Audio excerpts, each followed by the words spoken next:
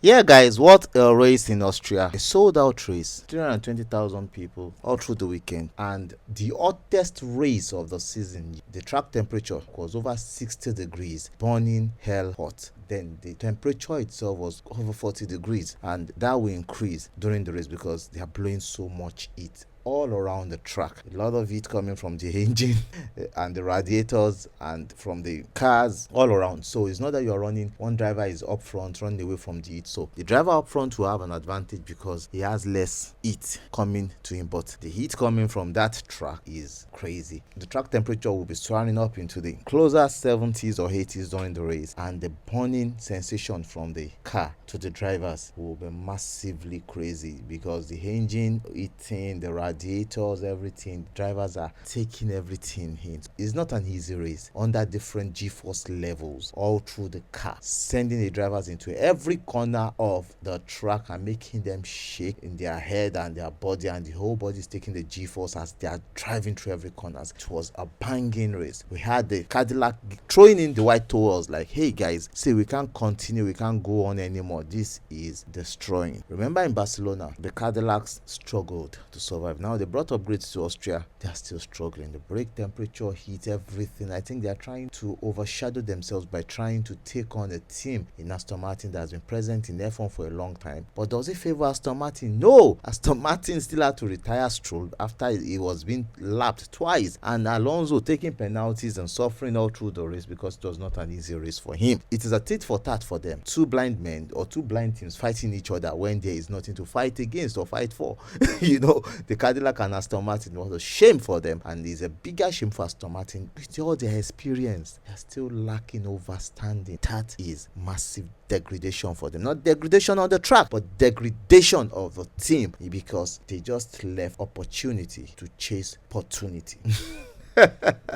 But what a race it was, because George Russell was able to win from pole position. What a drive for him, because he was able to stay consistent today. This is the first time in the season that George Russell was able to be consistent all through the race, and I can tell you his consistency spoke for him. He made a lot of mistakes, that's what George Russell does, but he was consistent through today and his team helped him, because that is where luck stands in. And for Kimi Antonelli, 2 pit stops that were unfavorable for him. He would have stopped before virtual safety cars, just 1 lap before virtual safety car. At those times he stopped, he could have gained the lead of the race and won that race easily. But luck in races speaks. So it was not his luck today. He's had that luck in some races during the season, and that spoke against his teammate. But now the luck didn't work for him, and if it had worked for him, it would have been fireworks between the two drivers, because optimally Kimi Antonelli was way faster. And great racing for Max Verstappen. See, all through this race, the biggest dance in the race was Max Verstappen, Lewis Hamilton all again. See, whenever you see Max Verstappen and Lewis Hamilton dancing, you should know fireworks is all there.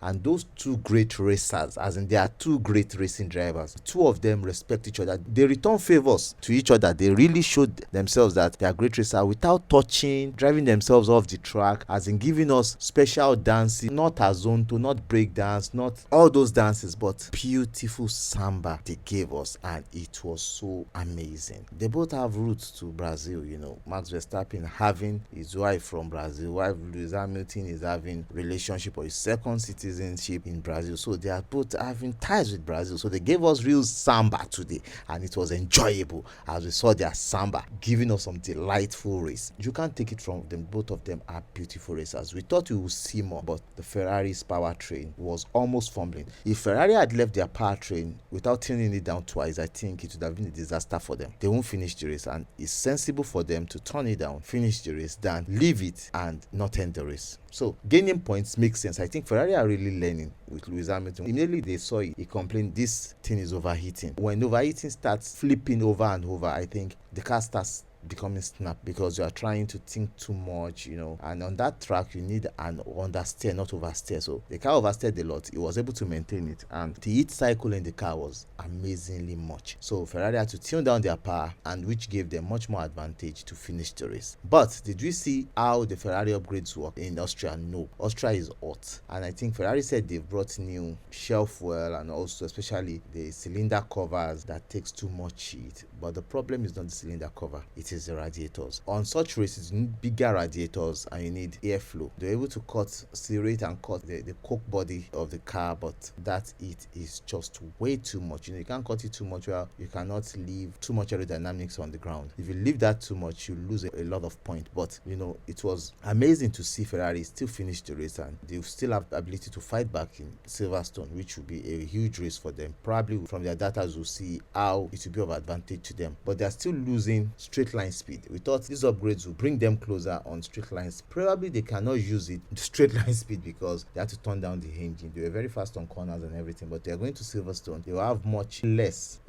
for less straight line speed, but they need the straight line speed. But it will be much cooler in Silverstone next week. So I hope we can see Ferrari turn it up and really do something. And we should see them in fight with probably McLaren, Mercedes, and the Red Bull. Talking about the Red Bull was mighty today in both cars, and with the contract of Max Verstappen being spoken about and his racing and will he stay with Red Bull just gave him an assurance, not a Davido assurance, but a bigger assurance to tell him that see, we can turn things around. But they're turning it around, we don't know yet. It's just a race in their home, in which we know they've always had good races at home in Spielberg. So Spielberg has always given Red Bull a good race. They come in second there with Max Verstappen was a good one. Max Verstappen drove his heart out in that race. It was massive. He really gave it the race of his life, and coming second with that car with a lot of upgrades is crazy and massive. Thanks to Red Bull for doing that kind of a job on that car. So it was a great race seeing Max Verstappen doing a wonderful racing there. He was the driver of the day, which he deserves. His fight with Lewis Hamilton that was the main fight, and him being able to have a two-stop and get the best out of the race for themselves. At the point, Kimi Antonelli could have snatched the second position from him, but he stayed on his own. 0.3 seconds, he finished second, which is a great one for him. Talking about Kimi Antonelli, great racing for him. Made a lot of mistakes starting the race, a lot of oversteer, cutting him off. They've had penalties, but he was able to maintain. Drove against Charles Leclerc, against the McLarens, gave it the best of his life, but was unable to maximize the best. Got one position off. He started fourth and he ended third, which was great. Closer to second, but it shows that he has so much potentials. He was the fastest man on the track in the same hardware his teammate George Russell was driving, which means if he had been closer to George Russell, it would have been bangers, it would have been bananas.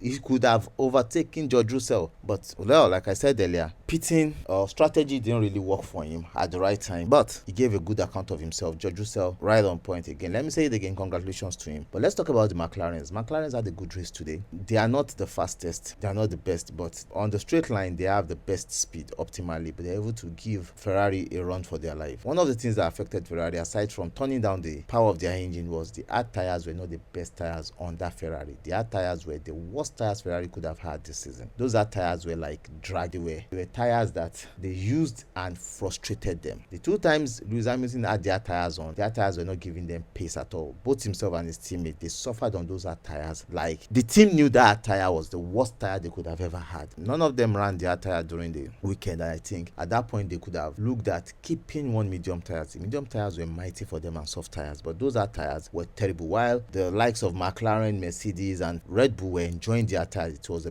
better tire for them, and that gave them good pace. I mean, on those other cars, the McLaren, the Red Bull, and the Mercedes, but on the Ferrari, it was a poor performance for them on their tires. Probably in the next race, they'll be able to work that out and know what really happened. But it was a disaster, not just in waiting, but in absorbent for them on those tires. The medium tires, they didn't save one. If they had saved one, going back on the medium tires to end the race would have been special for them. Probably Lewis Hamilton could have come fourth. Yeah, he could have come ahead of Oscar Piastri. He had a 3 pit stop opportunity, but I think those 3 pit stops were spoken through strategy. They thought hard tires would work, but I think if they had saved medium tires and also the more soft tires, they could have done a 4 pit stop, and that would have helped them. New soft tires, one new soft tire, one used soft tire, and 2 medium tires. 4 stop strategy. Lewis Hamilton could have come second or even won the race. I think because those times they were losing on that tires, the medium tires would have gotten the best out of it, because they would have closed the gap on medium tires, changed to soft tires, gain ground, change to soft tires again, new one, gain ground, and use medium tires to end the race, with which anybody on that tires in front of them,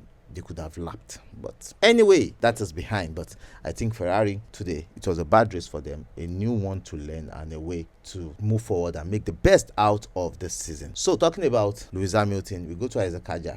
Great race for him, was able to cover up for his teammate, not so far away from his teammate, but in a distant position for him. And to me, he still had a good race. Lando Norris had a good race today, but terrible decisions. He was not in the peak for himself to pick some decent points, which affected him. I think that also for Charles Leclerc. Charles Leclerc still has a lot to himself to gain. To the Alpines, great racing for them, but they were not in position to really challenge the Racing Bulls. The two Racing Bulls again in points. They will be the leading midfield team. The Racing Bulls, they had one of their best races today. The two guys were fighting against both the Ferrari and the McLaren, which is a good one. They were out of reach for the likes of Alpine, but Lindblad, Lawson, great race. At the point, Lawson was overheating the car. He said the car was burning, but the heat was too much, I think. So the car was burning, but he got used to it. Had points out of the race. The Alpine did a perfect race, but their package is not strong enough to hold on for points, for solid points, but they did a perfect race. As good race, but the package still needs to be worked on. The Audi also thought the package should give them some maximum points, but they were not in it for points today. They were in it to just stay in their head, see how they can get the best out of themselves, but not in it for points. The points were far away from them because the points were out of reach for them. But the decent one, Williams, the best of the last, but still they have a lot to do. Carlos Sainz was unable to finish the race. Car issues.